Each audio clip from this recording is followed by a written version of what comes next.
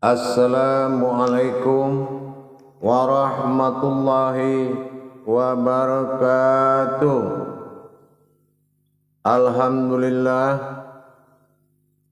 Alhamdulillahi rabbil alamin. Assalatu wassalamu ala asrafil anbiya'i wal mursalin Sayyidina wa maulana Muhammadin. Asyhadu an la ilaha illallahul malikul haqqul mubin wa asyhadu anna Muhammadan abduhu wa rasuluhu syarikul ma'dal amin. Allahumma salli wa sallim wa barik wa karim azanul nabil karim ihdinil lazi min jamalika wa innal lazi fin jalalika wa innahu fin kitabika wa tahirin wal mujahidina amma ba'du. Ibadullah wa ittaqullah. Bersyukur kita kepada Allah dengan mengucapkan alhamdulillahi rabbil alamin atas segala limpahan karunia, rahmah dan hidayahnya, serta dengan izinnya juga kita dapat menjalankan amanahnya, beramal dan beribadah zahir batin dunia dan akhirat. Bertemu lagi dengan saya Guru Mursyid Syekh Nur Muhammad Buya Irwan Maulana Al-Khalidi dalam majelis zikir Ma'rifatullah dalam channel kesayangan kita Buya Pasaman Timur. Insya Allah pada waktu dan kesempatan yang kita muliakan dari Allah ini, kita gunakan untuk belajar dalam rangka menambah wawasan, menambah ilmu untuk meningkatkan derajat diri kita, derajat amal dan ibadah kita. Karena tanpa ilmu maka amal ibadah ini tidak akan diterima oleh Allah Subhanahu wa ta'ala. Faqulu min bi khairi ilmin ya'malu wa'mal lahu mardudatul la tuqbalu. Hadirin dan jamaah yang dirahmati Allah rahimakumullah. Insyaallah dalam pertemuan ini kita akan membahas makna hakikat yang dimaksud dengan wahidatul wujud. Kenapa menjadi suatu tema? Sangat banyak pemahaman-pemahaman yang berhakikat kepada wahidatul wujud. Mulai dari wajibul wujud, waliul wujud, sampai kepada tingkat wahidatul wujud, wahdatul wujud. Sebetulnya apa makna hakikat kepantasan kita dalam mengaku wahidatul wujud? Kalau kita kaji, apakah memang tidak ada lagi keraguan, tidak ada lagi kesangsian, kecemasan, was-was kita terhadap penetapan ma'rifat, bahwasanya la maujudun illallah ini memang sudah menjadi akarnya la maujud illah Allah. Jadi jangan hanya kita mengatakan, wah dia sendiri yang menyembah dirinya, dialah yang menghadap kepadanya. Sebetulnya dalam rangka mencari kodrat-kodrat Allah pada diri, baik kodrat ketuhanannya, baik kodrat keumatannya, benar-benar harus dipelajari dengan seksama. Harus benar-benar kita pelajari. Apakah kita sudah bertemu dengan kodratnya yang dikatakan bersifat aku pada kodratku sendiri? Sudahkah kita paham? Sudahkah kita bisa menjalankan kodratnya kepada mewujudnya? Dalam rangka dizahirkan sifat dan zatnya ini untuk menyembah kepadanya. Dalam makom aftar berasmakan Allah, apakah kita sudah bisa mencari kodrat tersebut untuk ditajalikan kepada wujudnya. Atau sebaliknya, sudahkah kita bisa mentajalikan wujud kepada maujud dalam kemilahannya? Nah, kalau sudah bisa, jadi tingkat-tingkat daripada pengetahuan batin, ada dinamakan sirhunya, ada dinamakan ruhunya dalam batin. Mana rahasia batin? Apa keakuan pada batin? Begitu juga sirhinya, daripada kodrat zatnya rohani bagi kita. Sudahkah kita memahami hakikat-hakikat daripada kerahasiaan dan ruhnya, atau dikatakan waruhinya pada rohani kita? Atau sebaliknya, dari sifat maujudnya tadi, apakah sudah kita bisa mendapatkan hayatullah pada rohani, pada nurani kita dalam makom jasad? Apakah bisa sudah kita paham jasad ini bisa sibaharu, dia bisa menanti batin, dia bisa mewujud zat, dia bisa mewujud pada nur, dan bisa mewujud pada sir? Apakah kita sudah sampai ke situ pengetahuan kita? Dan apakah af'alnya ini benar-benar sudah menyatu dengan if'il, gerak dengan yang menggerakkan? Kajian ini tidak bisa kita buat dalam prasangka keumatan. Ya, kita tidak bisa membuat prasangka atau sebuah pengalaman. Persoalan wahidatul wujud ini benar-benar mawujudullah semata. Ya, seperti dalam kajian tauhid, dalam ma'rifatullah wujud Allah pada batin, wujud Muhammad pada rohani, nyata Adam pada jasad. Kalau kita kalamkan memang bisa, tetapi pernahkah kita mendapatkan tajalinya? Inilah yang dikatakan wahidatul wujud tadi. Apakah ia sudah kita pahami ke tingkat itu? Para hadirin dan jamaah yang dirahmati Allah, apalagi kita berbicara mengenai wajibul wujud. Kadang-kadang keraguan itu masih muncul. Kita bilang ini kita sudah betul-betul ini la maujudun illallah, wajibul wujud. Tetapi kontrol diri kita, Rabbnya, daya kuasa penguasaan dia belum berjalan di diri kita. Kenapa? Karena kita belum begitu mengakui, belum begitu-gitu benar-benar mewujudkan kodrat tersebut.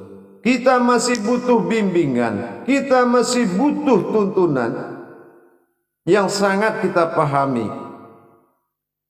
Kalau hanya kita mengatakan la maujudun illallah, tidak ada yang wujud melainkan Allah, ini dalam batin, persepsi dalam menyebut Allah itu adalah pada sifat kewahidan tunggal. Nah, bagaimana kita mendapatkan la maujudun pada sifat keumatannya? Mana yang dikatakan sifat keumatan Allah pada diri? Ini la maujudunnya benar-benar harus kita dapati. Begitu apalagi waliul wujud. Apalagi dalam prasangka, dalam kedudukan waliul wujud, mewakili adanya Allah, yaitu maujudullah pada semata. Ini juga harus kita pelajari dengan baik. Kadang-kadang umat ini begini, kelamaan minjem harta, mengakui milik sendiri. Ini berbenturan dengan paham tauhid. Atau kita sudah terbiasa dengan tausiah keindahan, ini juga bisa berbenturan. Atau kita sudah fanatik kepada satu orang sehingga lupa kodrat diri. Atau kita belum bertemu dengan orang yang menuntun ke jalan, hanya baru bertemu dengan orang yang bercerita tentang Tuhan. Insya Allah jemaah. Jadi kalau kita sudah mulai memahami dan belajar apa wahdatul wujud itu, Wahdatul wujud itu adalah orang yang sudah mendapatkan zahir dan batinnya Allah pada dirinya. Ketetapan Allah hunanya, bagaimana dia mendapatkan nahunya. Sudah tidak terpisah penyebutan nahu lagi. Na pada keakuan diri dan hu kepada keakuan Allah, menjadi dirinya Allah. Ini menyatukannya butuh tajali, butuh belajar, dan butuh akurat. Jadi hati-hati kita dalam menjalankan amanahnya. Hati-hati kita dalam menetapkannya. Karena kalau kita tidak berhati-hati dalam penerimaan kaji daripada wahidatul wujud ini bisa berprasangka kepada suatu kodrat, berprasangka tetapi tidak menikmati kenyataan-kenyataan Allah pada diri kita. Para jemaah yang dirahmati Allah rahimakumullah, insya Allah kalau kita benar-benar sudah bisa memahami kodrat-kodrat Allah pada diri sampai ke tingkat sirnya, insya Allah sudah layak kita mengatakan wahidatul wujud, wahdatul wujud.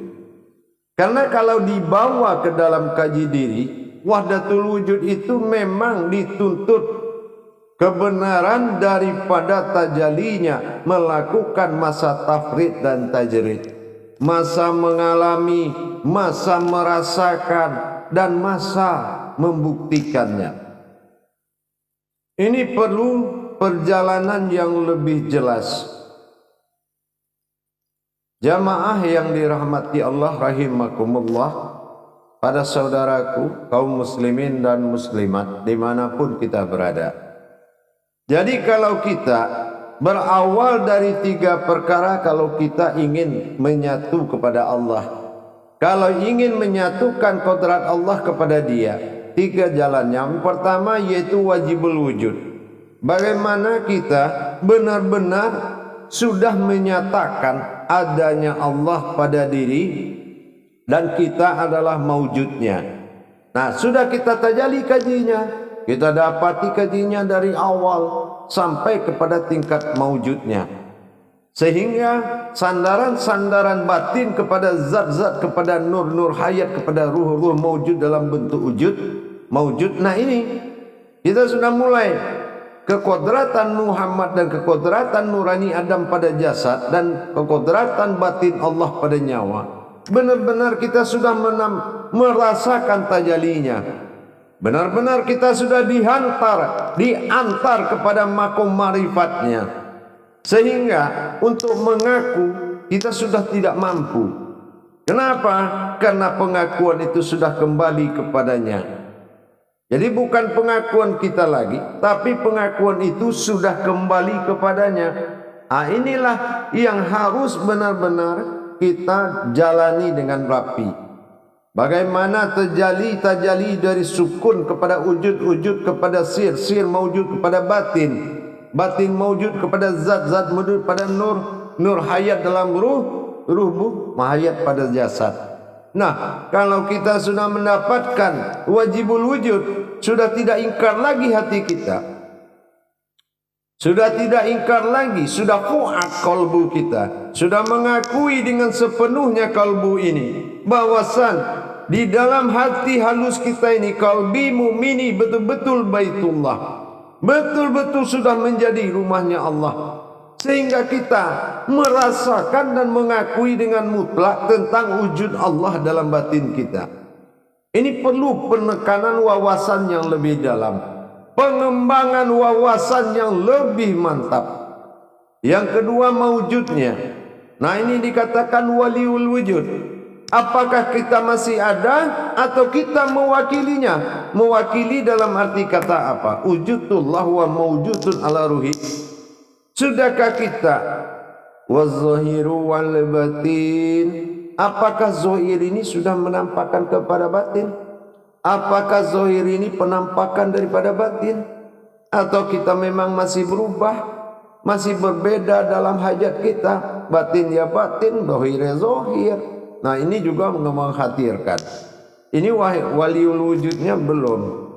Kalau dia belum menjadi sebuah mewujudullah dalam penampakan, bagaimana Allah bersifat pada dirinya, bagaimana Allah berkodrat pada zatnya, mewujud pada dirinya, apakah dia sudah mewujudullah atau masih dia mengaku keinsanannya beda dengan wujud Allah, atau mungkin makom kajinya masih amaliyah, pedomannya masih himbauan, bukan pedoman tajalli, bukan pedoman tasawufnya, tauhidnya, tapi masih amaliyahnya. Atau mungkin kita dengan ketidakmampuan masih menggolongkan ibadah. Syariat mah beda, hakikat mah beda, solatnya, tarekat beda, marifat beda. Itu salah, bukan.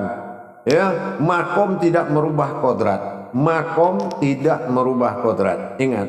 Jadi jangan kita berpendapat dengan cara kita, tapi kita takluk dengan cara Allah. Bagaimana al-kisahnya kita dari alam tiada menjadi ada pada dunia. Berinsan Allah pada diri bukanlah diri sebuah insan. Ingat itu, berinsan Allah pada diri bukanlah diri sebuah insan, melainkan keinsanan Allah pada dunia. Jadi begitu kita mendapatkan waliul wujud seperti itu, maka kebenaran hati, kekuatan nurani dan hati sudah tidak berpaling lagi. Hilangnya keakuan diri, munculnya keakuan Allah. Ini nahunya sudah menyatu.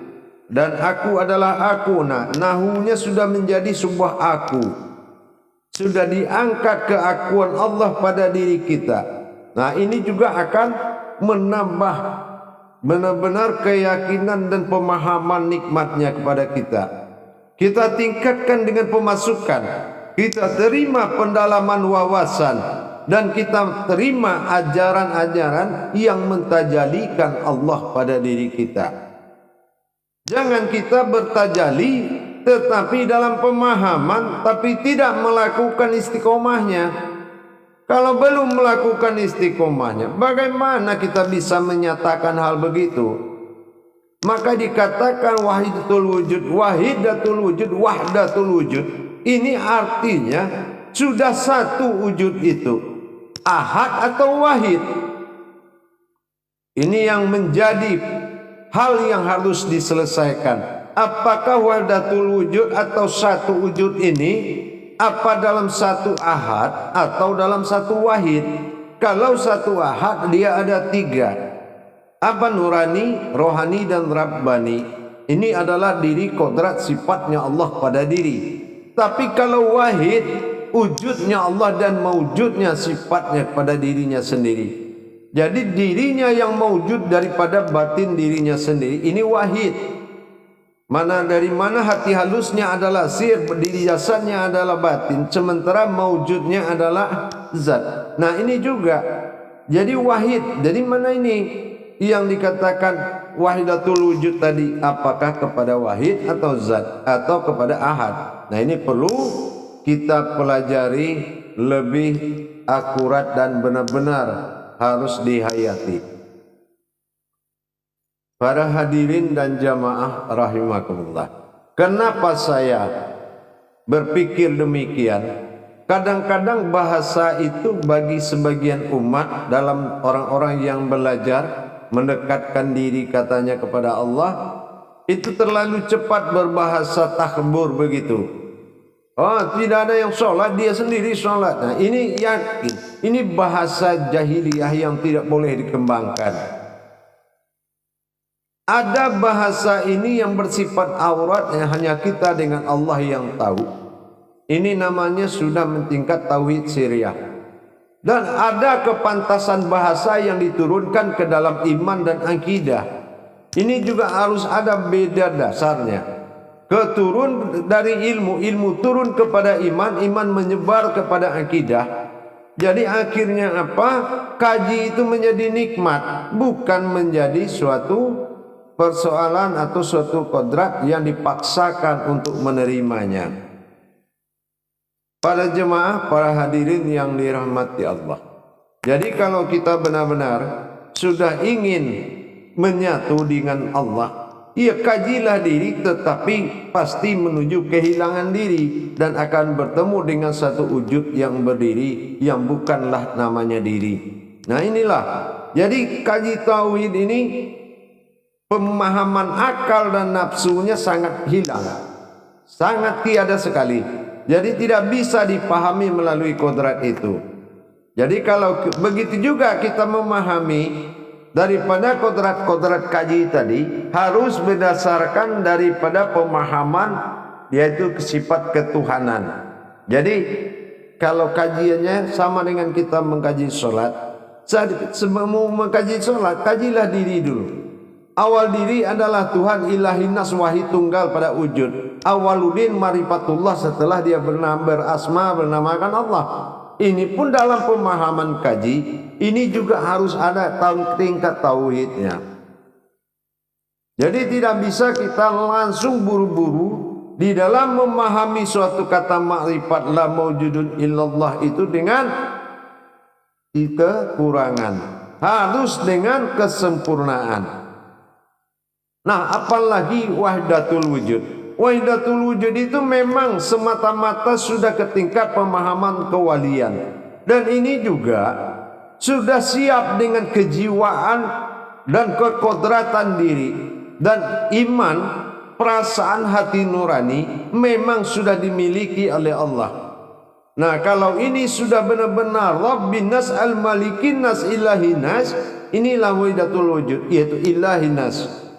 Ya, ketuhanan Allah pada manusia dan kemanusiaan manusia pada Allah. Nah inilah ilahi nas, memang menuju wahdatul wujud. Jadi kita harus tingkatkan wawasan hakikat dan pemahaman terhadap makna daripada wahdatul wujud. Jadi kita tidak bersegera untuk mengucapkan, berarti juga tidak harus lama-lama, tetapi rasa dan pemahaman, perasaan dan hati nurani sangat dibutuhkan dalam kajian ini. Jangan ilmu berdiri, ibadah hilang. Ibadah yang dimaksud adalah tetap kodrat umat akan menuju kodrat Tuhan, meskipun di dalam kodrat yang sama. Nah inilah yang harus kita pahami lebih jauh lagi. Para jemaah dan hadirin yang dirahmati Allah, hakikat daripada wahidatul wujud itu adalah maujudullah, tetapi perlu tajalinya yang benar, perlu kesempurnaan tajali diri. Jangan kita mengakui sebuah diri kepada Allah, tapi bukanlah kita. Artinya tidak mengatakan Allah itu punya diri, tetapi bersifat Allah pada diri sifatnya dan kodratnya dalam diri kita. Begitu. Jadi keinsanan Allah pada diri menuju ke kodratan umatnya agar bisa bertajali kepada Allah. Inilah pentingnya keinsanan Allah pada diri kita. Baik, untuk pemahaman wahdatul wujud mungkin sudah bisa kita pelan-pelan sambil memahami diri dan belajar. Insya Allah kita harus tahu pemahaman dan pemakoman kaji. Jangan masih pemahaman amalia sudah meningkat kepada kajian hakikat, tapi berangkatlah kepahaman hakikat. Insya Allah kalau kita sudah bisa meningkatkan pemahaman hakikat kepada Allah, insya Allah hakikat itu akan sampai, karena semuanya adalah hakikat Allah semata. Baik para hadirin, insya Allah mari kita pastabikul khairat, belajar bersama-sama, memahami bersama-sama. Mari kita tingkatkan pemahaman agar derajat diri dan ibadah kita kepada Allah Subhanahu wa taala mengalami kenaikan derajat. Maka kenapa? Allah, aku sebatas prasangka umatku. Kalau keprasangka atau pengetahuan ketuhanan kita rendah, maka kita sesungguhnya adalah umat yang merugi. Maka mari kita tingkatkan pemahaman untuk belajar tauhid kepada Allah. Bagaimana kita bisa meningkatkan tauhid kita kepada Allah? Insya Allah santunya dengan sami'na wa ta'na, dengan niat yang sempurna, tanpa ada niat yang lain-lain. Lillahi ta'ala. Itu yang penting. Kena apa? Capailah kodrat yang bertuhan. Ingat, kita mengkhawatirkan sangat banyak kodrat tanpa Tuhan, sangat banyak ilmu tanpa ibadah. Inilah yang harus dijaga. InsyaAllah para hadirin, mari kita sama-sama meningkatkan ilmu pengetahuan kepada Allah agar layak dan pantaslah berhadapan dan menghadap Allah. Akhirul kalam wabillahi taufiq wal hidayah. Wassalamualaikum warahmatullahi wabarakatuh.